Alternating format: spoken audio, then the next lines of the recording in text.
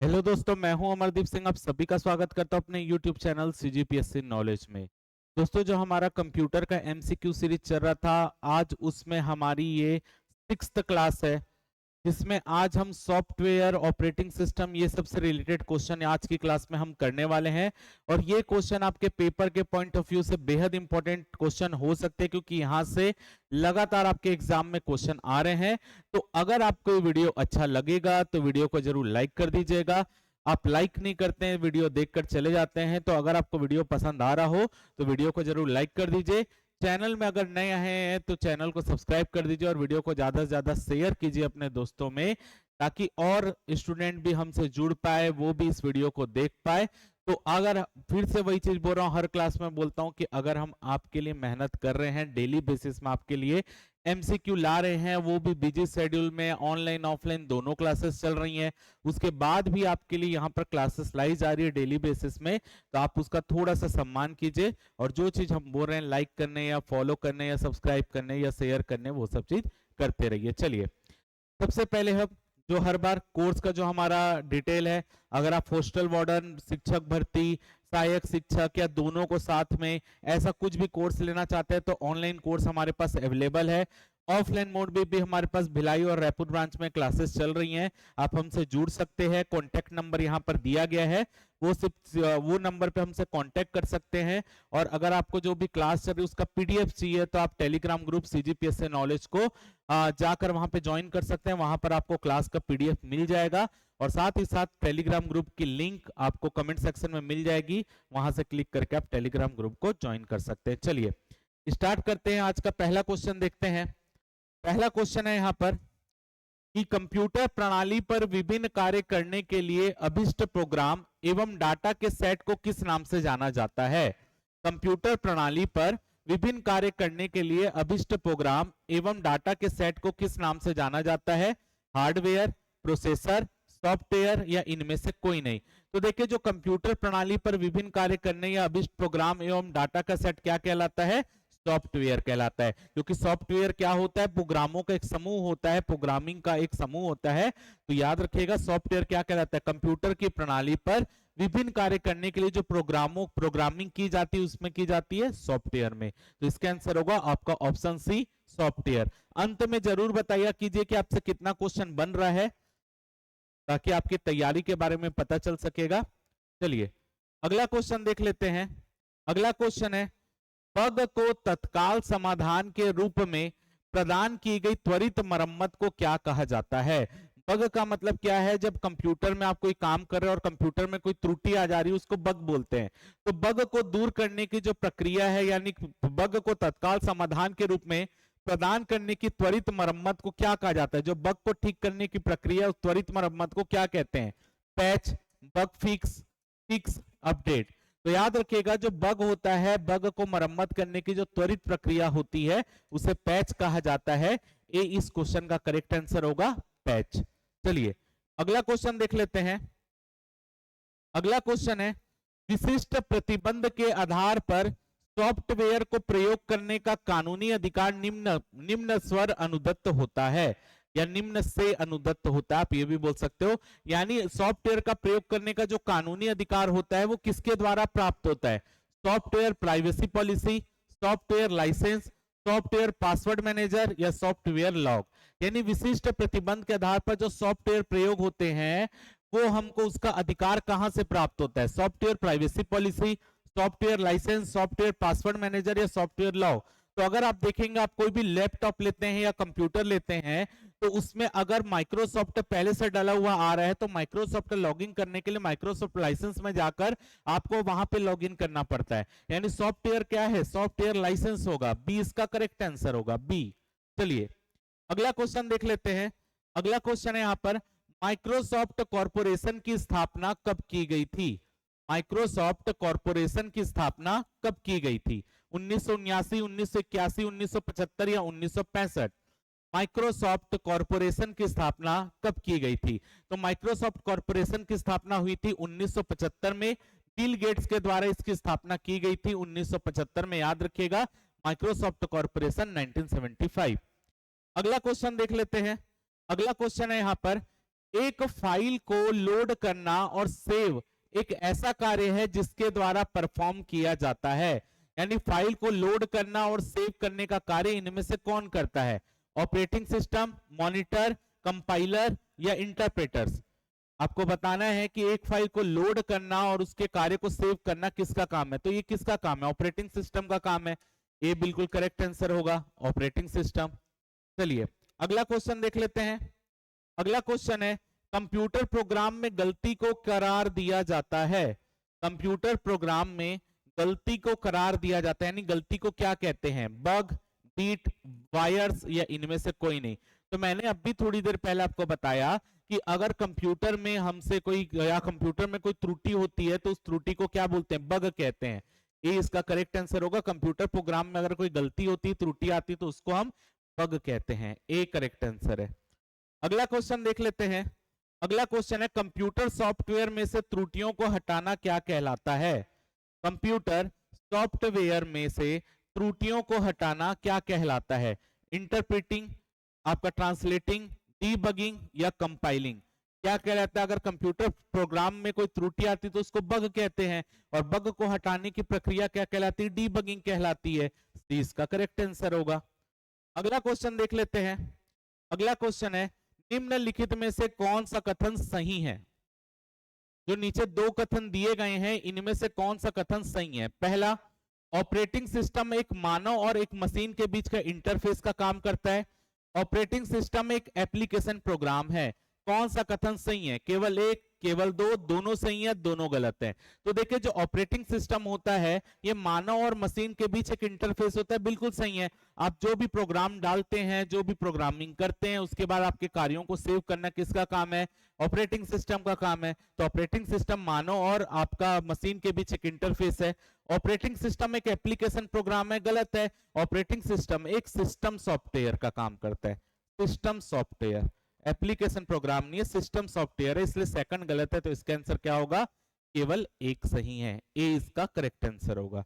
चलिए अगला क्वेश्चन देख लेते हैं। अगला क्वेश्चन है, निम्न में से कौन सा ऑपरेटिंग सिस्टम नहीं है? जो आपको ऑप्शन दिए गए हैं इनमें से कौन सा ऑपरेटिंग सिस्टम नहीं है आपको बताना है। डॉस, ओरेकल, लाइनक्स या विंडोज। तो देखिए, आपका इसमें डॉस डिस्क ऑपरेटिंग सिस्टम है। ओरेकल जो है ये वेब ब्राउजर है।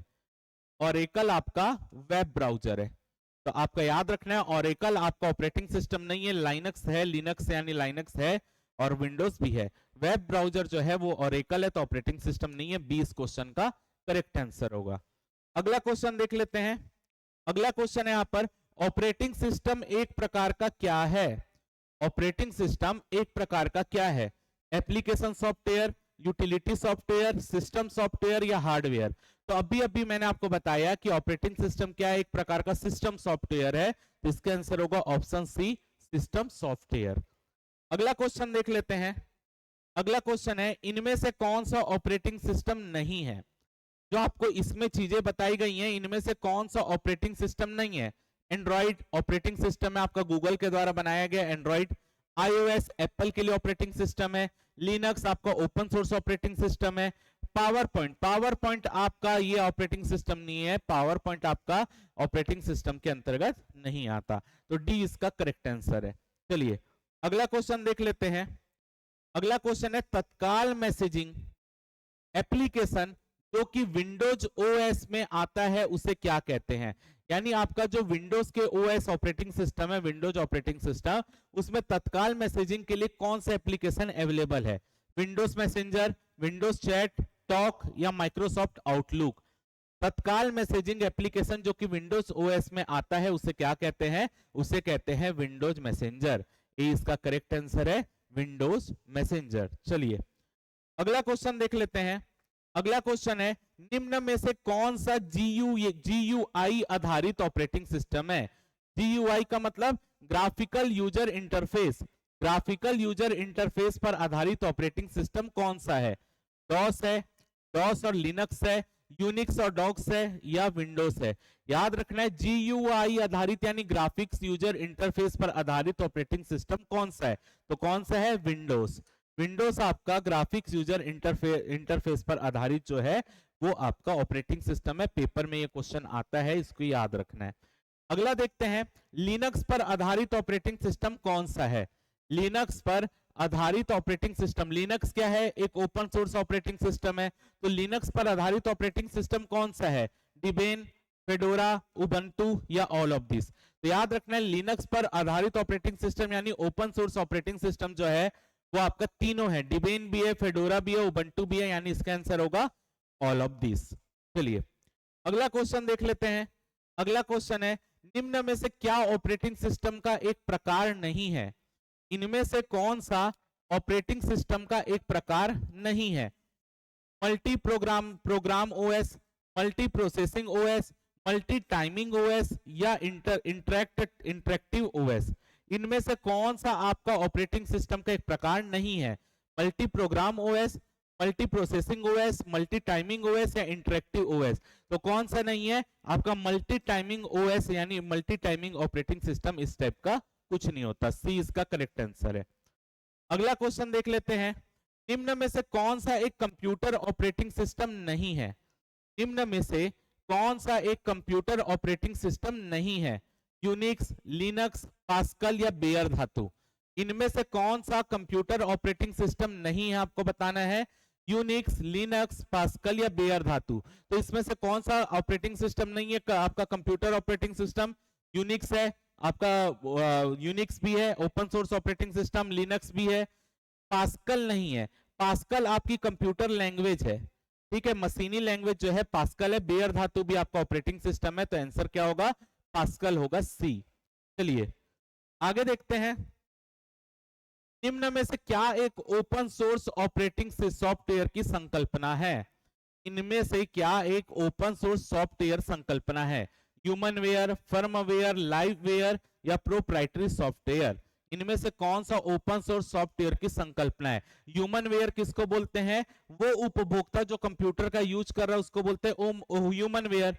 फर्मवेयर क्या बोलते हैं? कंप्यूटर बनाते समय जो हार्डवेयर में सॉफ्टवेयर डाला जाता है उसको फर्मवेयर बोलते हैं। लाइववेयर ऐसा कुछ नहीं है। प्रोप्राइटरी सॉफ्टवेयर इसका करेक्ट आंसर है। यानी आपका ओपन सोर्स सॉफ्टवेयर क्या है? प्रोप्राइटरी सॉफ्टवेयर, जिसको आप नॉर्मल भी यूज कर सकते हो, इसमें कोई दिक्कत नहीं, इसके लिए कोई चार्ज नहीं लगता, फ्री ऑफ कॉस्ट होता है।